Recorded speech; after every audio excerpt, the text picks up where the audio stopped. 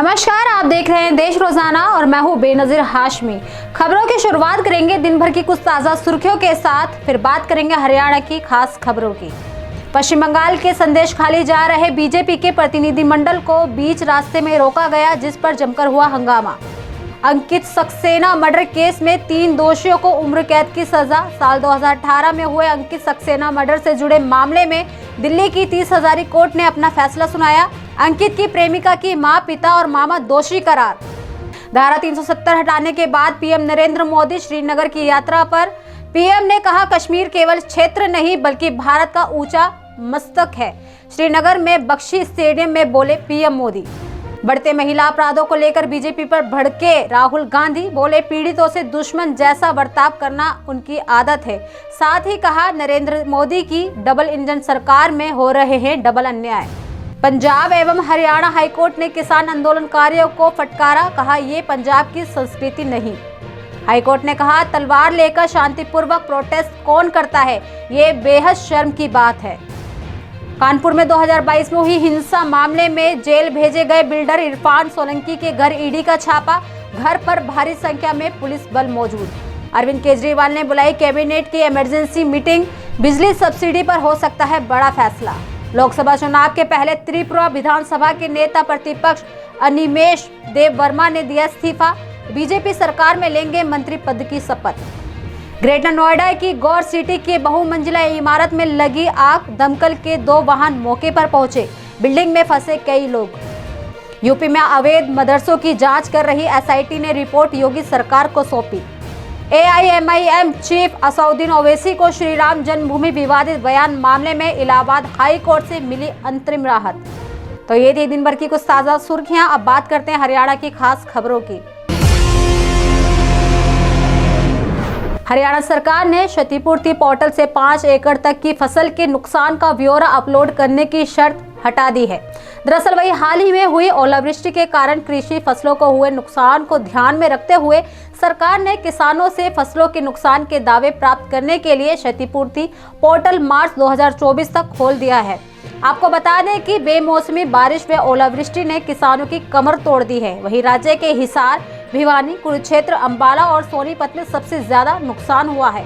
सरकार ने किसानों से 15 मार्च तक फसलों के मुआवजे के लिए क्षतिपूर्ति पोर्टल के माध्यम से आवेदन मांगे थे, मगर किसान 5 एकड़ से ज्यादा फसल के नुकसान का ब्यौरा दर्ज नहीं करवा पा रहे थे।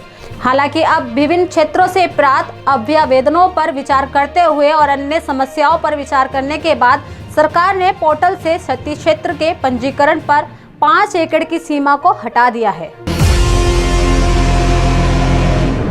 किसान आंदोलन पर हाईकोर्ट हुआ सख्त। किसान नेताओं से कहा, तलवारें लेकर कौन शांतिपूर्ण प्रदर्शन करता है। दरअसल हाईकोर्ट ने किसान प्रदर्शनकारियों के आंदोलन करने के तरीके को लेकर उन्हें फटकार लगाई है। आपको बता दें कि आंदोलन में बच्चों और महिलाओं को ढाल बनाने पर हाईकोर्ट ने सख्त टिप्पणी दी है। हाईकोर्ट ने कहा कि हाथों में तलवारें लेकर कैसा शांतिपूर्ण प्रदर्शन होता है। हाईकोर्ट ने यह भी कहा, बेहद सख्त टिप्पणी करते हुए, कि ऐसे नेताओं को गिरफ्तार कर चेन्नई भेज देना चाहिए। कोर्ट ने किसान से पूछा कि क्या आप वहां जंग करने जा रहे हैं। बताते चले कि हाईकोर्ट ने ये टिप्पणियां हरियाणा सरकार की तरफ से पेश तस्वीरों के आधार पर की है। मुख्यमंत्री मनोहर लाल ने वीरवार को वर्चुअल माध्यम से झज्जर जिले को बड़ी सौगात दी है। दरअसल मुख्यमंत्री ने 3 परियोजनाओं का उद्घाटन व 7 परियोजनाओं की आधारशिला रखी। वहीं कुल 155 करोड़ रुपए से अधिक की लागत से इन परियोजनाओं से जिले के विकास को रफ्तार मिलेगी और जन सुविधाओं में इजाफा होगा। वहीं झज्जर डीसी शक्ति सिंह ने बताया कि जिले से जुड़ी जिन 10 परियोजनाओं का मुख्यमंत्री ने शिलान्यास किया है, जिनमें दुजाना में स्थित गवर्नमेंट कॉलेज की बिल्डिंग का निर्माण कार्य प्रोजेक्ट भी शामिल है, जिसकी अनुमानित लागत 31.25 करोड़ है। इसके अलावा मोहनबाड़ी गांव में 1.26 करोड़ की लागत से तैयार हुए जलघर, सिराजवाला में 2.98 करोड़ की लागत से बने तालाब, पटौदी में 7.45 करोड़ की लागत से बने लोक निर्माण विभाग के रेस्ट हाउस का उद्घाटन किया गया है। लोकसभा चुनाव को लेकर पार्टियां तैयारियों में जुटी हुई हैं। वहीं चुनाव को लेकर इंडियन नेशनल लोक दल भी पूरी तरह तैयार है। आपको बता दें कि सभी 10 लोकसभा सीटों पर चुनाव लड़ने और जीतने के लिए पार्टी पूरे जोर शोर से जुटी है। इनेलो के प्रधान महासचिव एवं एलनाबाद के विधायक अभय चौटाला भी लोकसभा चुनाव में शिरकत कर सकते हैं। हरियाणा में 5 बार सत्ता में रह चुकी इनेलो पार्टी भी लोकसभा चुनाव लड़ने की पूरी तैयारी में है। प्रदेश की सभी 10 लोकसभा सीटों पर ताल ठोकी जाएगी अथवा कुछ विशेष सीटों पर फोकस करना होगा। दरअसल बता दें कि इसका फैसला 8 मार्च को जिंद में होने वाली बैठक में होगा। वहीं इनेलो के प्रधान महासचिव एवं एलनाबाद के विधायक अभय चौटाला के भी लोकसभा चुनाव लड़ने की संभावना से इनकार नहीं किया जा सकता। अभय चौटाला ने साल 2004 में कुरुक्षेत्र लोकसभा सीट से चुनाव लड़ा था, लेकिन तब कांग्रेस के नवीन जिंदल चुनाव जीत गए थे। लोकसभा चुनाव से पहले गुरुग्राम को पीएम मोदी देंगे बड़ा तोहफा। 11 मार्च को द्वारका एक्सप्रेसवे का करेंगे शुभारंभ। दरअसल प्रधानमंत्री को सुनने के लिए आसपास के जिलों से भी काफी संख्या में लोग पहुंचने की संभावना है। इसे ध्यान में रखकर तैयारी की जा रही है। वैसे आसपास के सभी जिलों में प्रधानमंत्री का भाषण लाइव सुनने की तैयारियां चल रही हैं। आपको बता दें कि 11 मार्च को प्रधानमंत्री नरेंद्र मोदी दिल्ली से रोड शो करते हुए गुरुग्राम के सेक्टर 84 में पहुंचेंगे। इसे ध्यान में रखकर तैयारी की जा रही है। वहीं सेक्टर 84 में जनसभा को संबोधित करने के बाद प्रधानमंत्री हेलीकॉप्टर से दिल्ली के लिए रवाना होंगे। इसके लिए सभा स्थल से नजदीक ही 3 हेलीपैड बनाए जा रहे हैं।